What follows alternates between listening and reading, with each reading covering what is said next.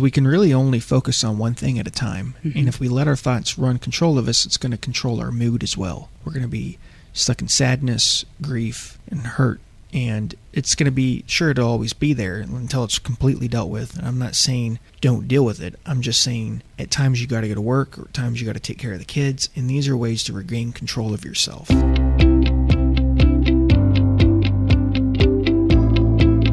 You're listening to Healing Broken Trust podcast with Brad and Morgan Robinson, where we talk about healing from affairs, infidelity, trust, and cheating in your relationship from the perspective of a professional marriage therapist and affair recovery expert. If you're wanting to heal your marriage, this podcast is for you. And we're on episode 11, where we're talking about ways to manage the crisis, and specifically with this question of how do I keep my world from falling apart after the affair? So that's really important. And quickly, before we move on, I want to remind you to go to healingbrokentrust.com/episode 11. That's episode and the number 11. To really get the downloads, actually, to get the free downloads that we have there for you and gain a better perspective on how to work through this process. All right, so that's healingbrokentrust.com/episode 11. Download those free resources and let's get started.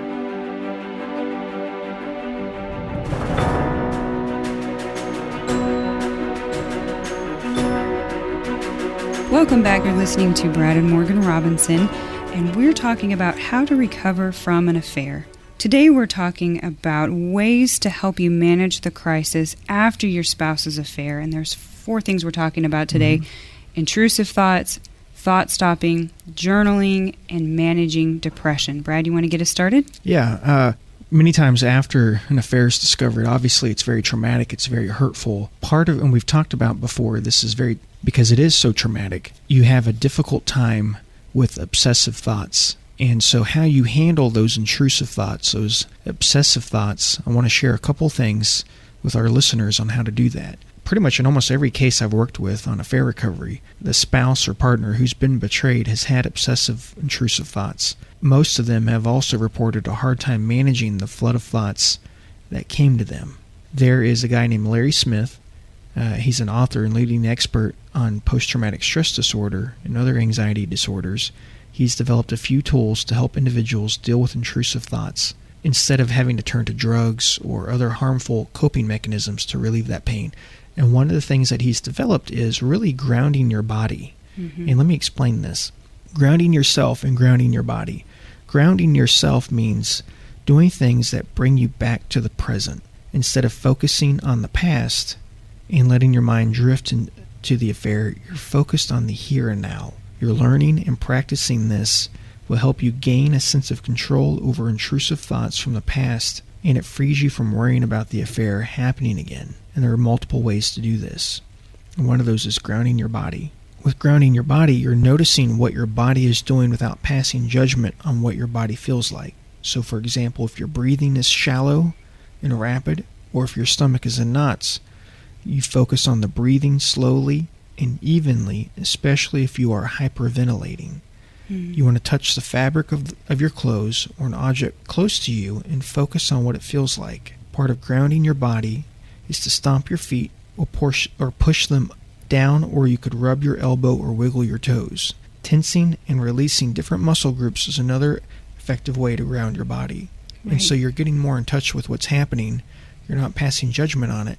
Right. And you're paying attention to it. Yeah, and it actually helps you feel better. Right, because oftentimes you can drift, your mind can wander, and you can feel your body getting tense and tightening up. But if you say, oh, I'm going there again, and you start to come to the present moment and feel your body in the now, then you're starting to slow your breathing, and you're starting to really relax, and it's going to take you away from the stress and those intrusive thoughts. Is that the idea? That's the idea, and that will help with the intrusive thoughts. Right. Another way to help with the intrusive thoughts is, and I know what I just said on grounding yourself, grounding your body, that sounds bizarre. Try it. Just try it and see and do it for a little bit and see what kind of results you get. And if you feel awkward doing it on your own, maybe go to like a yoga class or a breathing class and just practice relaxing. Maybe even get a CD with relaxing music. Yeah, on how to relax, and that'll be very helpful. Very helpful. Another way to handle intrusive thoughts is what's called thought stopping. Mm-hmm. And with this, what you do is you just tell yourself, stop it. I'm not going to think about this. Stop it. Again, this will be probably difficult in the beginning, the immediate aftermath, because you're still very much a crisis. But as time goes on and as you get better, you can start choosing what your thoughts are going to be. And with thought stopping, you want to basically tell yourself, stop it, then have predetermined thoughts that you're already going to choose. You can have scripture verses on a note card. You can have lines of poetry. You can have your goals written down. You can have affirmations written down. You want to have something predetermined that is going to make you feel better, and that you can say to yourself, instead of having these wild thoughts control your mind, you can just say these things out loud to yourself. And it can be a prayer that's written down or a prayer book that you have, and you can just read it out loud, and it'll help you start controlling your thoughts and regain mastery over them, and it's not controlling you. Right, and it's helpful to say it out loud as well. Mm-hmm. Say, Very nope, helpful. Stop, I'm not going to think of that. Stop now and think on the things you want. Yeah, because we can really only focus on one thing at a time. Mm-hmm. And if we let our thoughts run control of us, it's going to control our mood as well. We're going to be stuck in sadness, grief, and hurt. And it's going to be, sure, it'll always be there until it's completely dealt with. And I'm not saying don't deal with it. I'm just saying at times you got to go to work, or at times you got to take care of the kids. And these are ways to regain control of yourself. Yes. And so thought stopping is very helpful. Handling those intrusive thoughts with the grounding yourself and grounding your body, that's also helpful. Right. And another helpful way, Morgan, do you want to share that with us? Sure, yes. Journaling. Journaling is very helpful.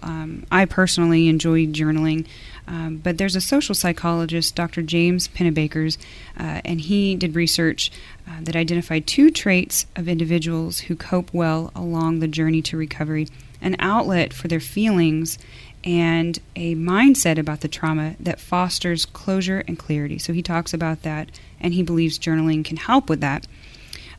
Dr. Pennebaker found that those who confided their emotional wounds in writing experienced dips in their mood as they were writing, but ultimately felt significantly happier and less anxious than the students who did not spend time journaling. Mm-hmm. And he did a study with one of his classes, and he had his students do that. Oh, true. Yes. So journaling reportedly gave the students and the people that he worked with increased clarity about their trauma and brought them to a place where they could think about it more easily.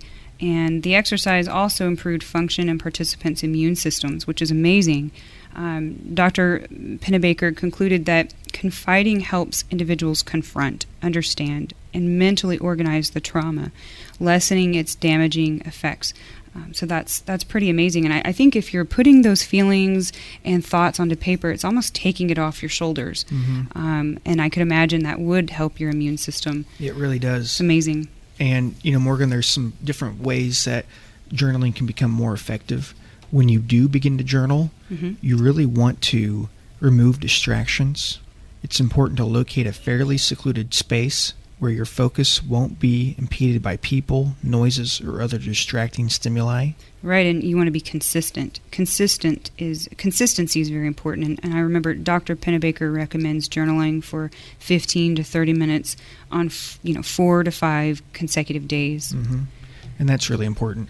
And just being consistent with it, because it'll help you. Sure, you might feel a little worse when you're writing, but when you're going to feel better because you're dealing with it. You're not putting the pain away. You're not putting the trauma away. You're not stuffing it. Yeah, you're not stuffing it. And sometimes moving past this is like hugging a cactus. Right. And I tell people, like, you go out you're out lost in the desert, and you got a terrible sunburn on you, and you're dehydrated, and you meet a person that lives in the desert. And this person is not wearing very much clothes. They look like they're also skin burned, but it's not destroying them. It's not peeling. It's not painful. And they told you how they got better. They said, "See that cactus over there? I went over there and hugged it. It helped my skin. It healed my skin, and I no longer felt dehydrated, and I can survive in this desert." And in a way, that's what this is like. We're hugging a cactus when we're journaling, when we're dealing with the affair. when we're talking about it with our spouse is it feels horrible when we're doing it. And you got to squeeze that cactus tight. You got to wrap your arms around it, and you got to bear hug it, right. and it penetrates your skin, and it's already sunburned, and you're dehydrated. But when you're doing that, it has healing energy and has healing properties to it, and that's what we're doing. And lo and behold, you get better, you start feeling better, and that's what affair recovery is like in a lot of ways. You're hugging a cactus. Yeah, and I really like the next thing, inspiration. Beginning with the traumatic event can spur the flow of writing, as long as it's not a topic that's so upsetting that it becomes a distraction. Sometimes you can use a journal that has topics to write on. I'm sure there are a lot of helpful journals out there. Yeah, and Morgan, that brings up the idea of being honest. This is your journal. It's a wonderful outlet to address topics you often think about but are too uncomfortable to admit to yourself or too embarrassed to discuss out loud. Writing can sometimes help you make sense of your feelings and therefore deal with your trauma in a way that conversation or internalizing simply cannot do. And you're writing for yourself. And so it's important that this is also very private. It's important to write with no one's thoughts, opinions, or approval in mind, but your own in order to ensure total honesty. And some of this, because there is heightened emotion there when you're writing about something as difficult and painful as an affair, is even though you may feel strong emotion for a short period after journaling, most people do report having felt a sense of relief and peace as the long-term effects of journaling. Most people report feeling a sense of peace as the long-term effect of journaling. Right. And so having a clean slate, this is a valuable opportunity to cleanse your mind of worries, and many have experienced relief from insomnia by journaling before they go to sleep, which is really nice. Kind of gets all those crowded thoughts off your head, off your plate. However, journaling can sometimes trigger painful thoughts like you're talking about and reminders. So it's important to use discretion and feel free to stop journaling at any time if it becomes too difficult. That's important. Keep in touch with yourself. Yeah, that's important. You don't want to squeeze that cactus too strong. Right. But it's still going to help you. Capitalizing. It's important to supplement journaling with therapy. Does not replace the valuable help of a trained professional counselor. Right, that's important. Yeah, it's not a supplement. It supplements it. It's not a replacement. Right. And another thing you need to do with this is take action. If journaling has helped you identify an unhealthy influence or pattern in your life, take steps to confront this issue in a healthy, productive way to incite positive change in your life. And that's one thing that a counselor can do as well, help you to take those steps and to iron out kind of what to do next. And another is finding closure. Journaling is an excellent way to close a chapter of the past and move forward with peace and clarity.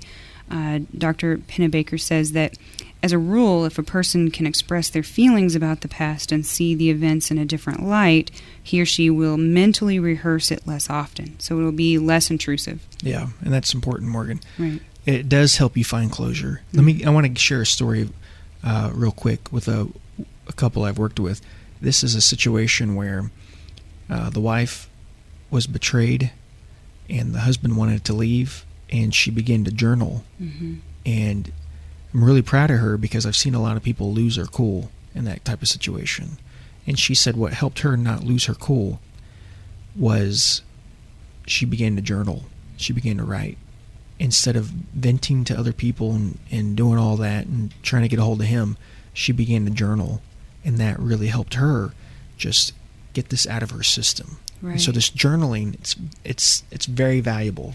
And something that we've mentioned in the past that some people find very helpful is they might write it down on paper and take it out in the backyard and burn it, or stick it in the fireplace and have let's get rid of this, those feelings bonfire. Yeah, and Morgan, that's important. I'm glad you're bringing that up because people, when they do journal, and you really want to destroy it after you write it.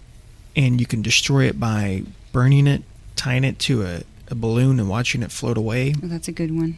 And there's a psychological effect where it's getting lifted off your shoulders. You're beginning to feel better. And with journaling, you can also write prayers out to God. You can also write that person who's betrayed you a letter. You can write the affair partner a letter, but don't send those types of letters. I had somebody that one time journaled, and she said, those letters you're supposed to write but not send them to anybody? Well, I did. Oh gosh. And it really just it was really bad because they had, shortly after that, there was a family wedding, and this was a family member. Oh. And it really kind of caused a big stink and a big fuss. You're going to say some things that you need to be very honest about. These are not the type of things that you need to give to somebody or let somebody else see. So after you write it, I think it's best to destroy it. I've also journaled, and I've used this just sometimes with daily stress, and I left it on the kitchen table. Every time I walked by it in the kitchen table for like a week, I was just annoyed. Yeah, I just saw it, and it triggered where I got really annoyed. So if you do this, and you really should, you need to destroy it or put it in a place that nobody can find it. And good ways to destroy it is to burn it, cut it up, flush it down the toilet, or tie it to a balloon and watch it float away. And there's a psychological effect where you're seeing it go, and you feel released, and it does help you feel better. Mm-hmm. And maybe those feelings will come back, maybe be less intense. Keep journaling again. It's going to help you with that.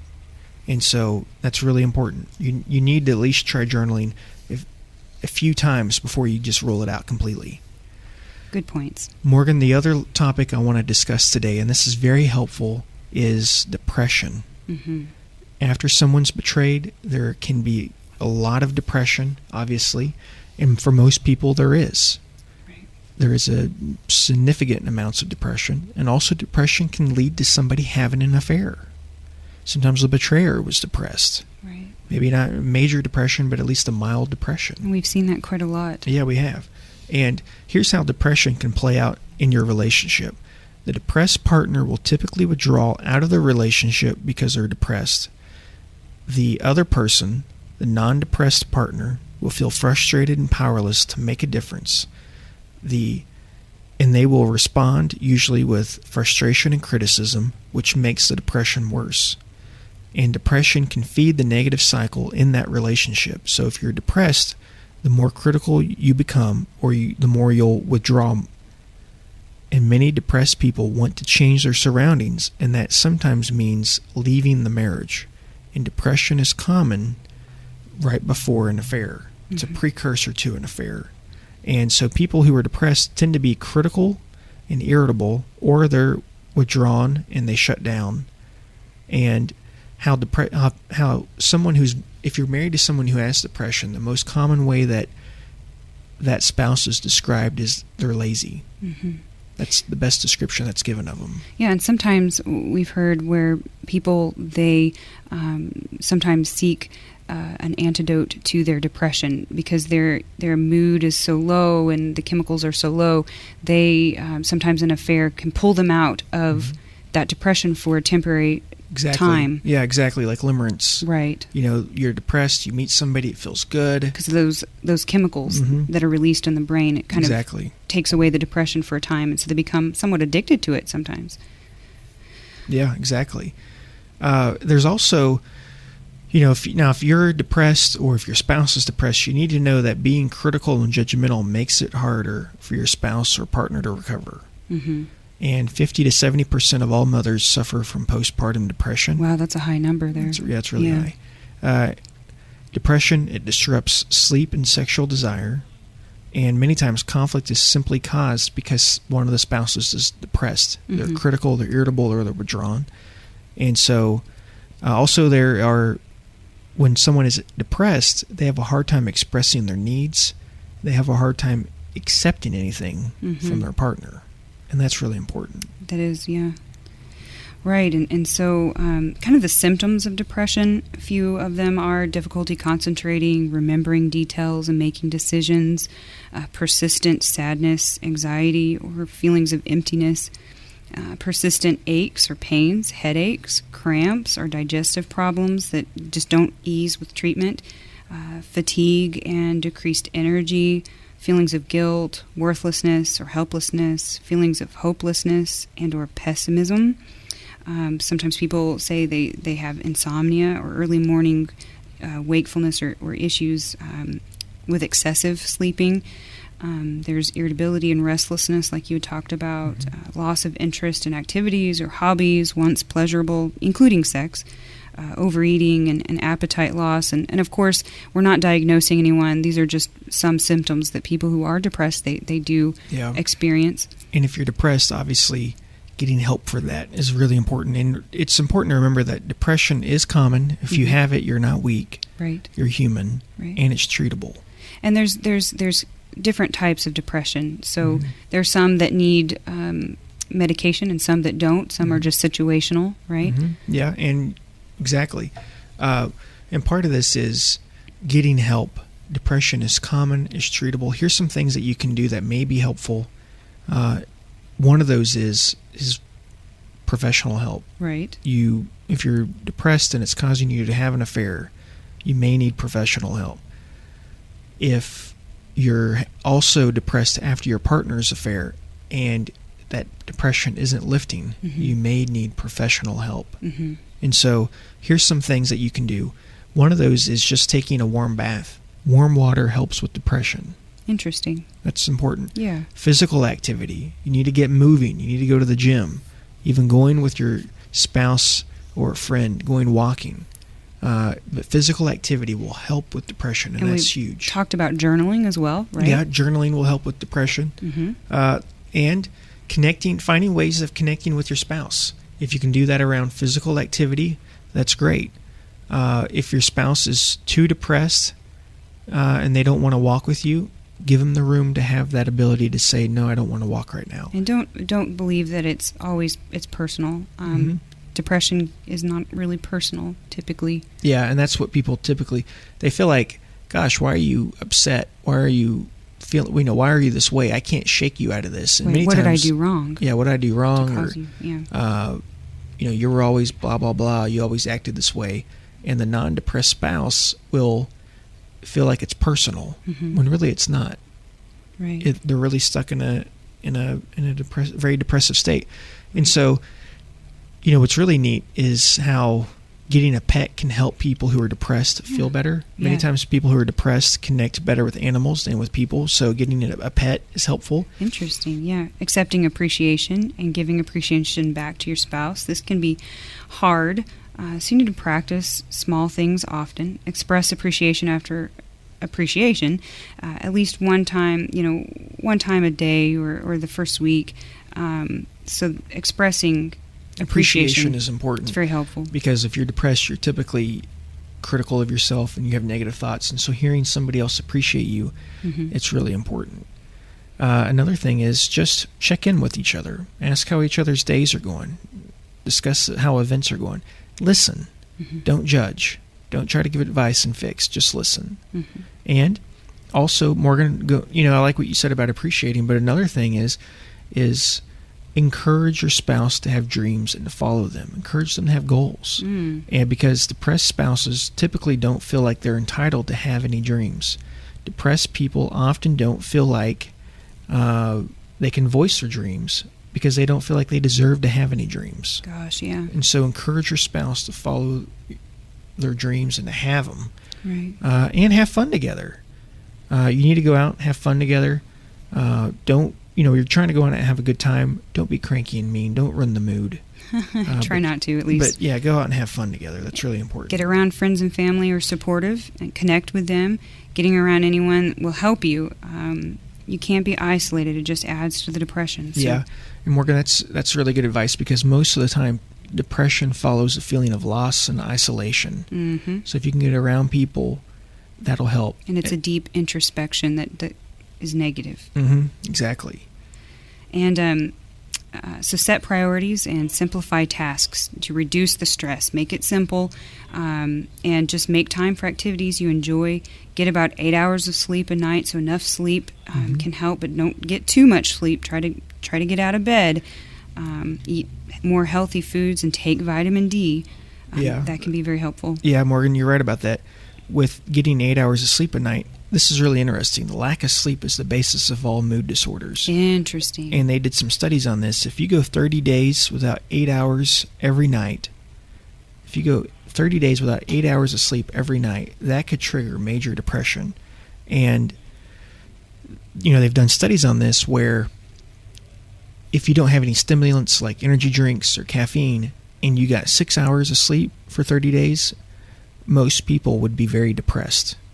But, of course, in our culture, we're taking caffeine and stimulants and coffee and different things like that, energy drinks.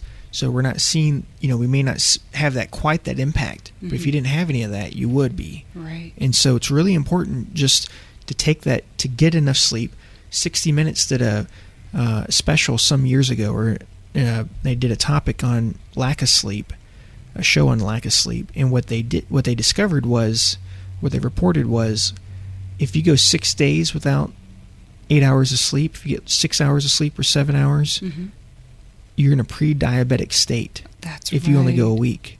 And they did lab rats where if they didn't get sleep for a week, it killed them. Wow. So sleep is really important to our health. We don't know a whole lot about it, but we do know that the basis of mood disorders is really a lack of sleep. And so getting enough sleep is really important. Right. So don't medicate yourself with caffeine. That's a big problem. Yeah. And getting enough sleep. And really eating, like you mentioned, healthy foods, fruits, vegetables, whole grains, taking vitamin D, like you said. They talk about St. John's wort as well for depression. That's very helpful. Fish oil, St. John's wort. Those are some things, if medication isn't something you want to do, those are natural alternatives. Right. And again, set goals for yourself. Someone once said, happiness is the pursuit of a goal. Moving forward, having something that you're working towards, it creates those positive endorphins. You're feeling happy, working towards a goal. And again, get professional help. And having a secure base with the one that you love, your spouse, really helps. If you guys can work together, you can really defeat depression. Yeah. There's a lot that you can do. Yeah. And Morgan, let me say this. We're out of time, but let me say this. One of the most important things that you can do with depression is to get treatment. Part of what we're talking about is overcoming trauma. I heard this from someone, I can't give our listeners who said this, but they were talking about how effective treating trauma is. They said it's 10 times more effective if you go to individual therapy than if you just take medication for it. Interesting. And so get individual help. If you have it, it's not going to go away on its own. You're not weak. Everybody has dealt with it at some point in their life. It's understandable that you're going to have depression after an affair. Right. Get help for it. Yeah, and couples counseling is also very helpful for relieving depression. Yeah, and in fact, that's one of the best ways to relieve depression. Right, because how much better would it be to have your spouse there hearing where you're coming from, hearing what's happening for you, so that when you leave the counselor's office, you have someone there to work it out with you, to be there as a support system. It's huge. In some ways it can be just as helpful, if not more helpful, than individual counseling, because you do have a partner there to work through with you. Yeah, exactly. Thanks for listening to Healing Broken Trust. If you like this episode, you can always get our show notes and more details and links to the resources we discussed at healingbrokentrust.com. Also, as long as you're online, head on over to healingbrokentrust.com/retreat for details on an upcoming one-on-one retreat with me. If you like us, please subscribe and leave a review for us on iTunes. As always, everything discussed on this podcast is either my opinion or Morgan's opinion and is not to be taken as relationship advice because I'm not your therapist, nor have I considered your personal situation as your therapist. This podcast is for your entertainment and education only, and I really do hope you've enjoyed it. See you until next time.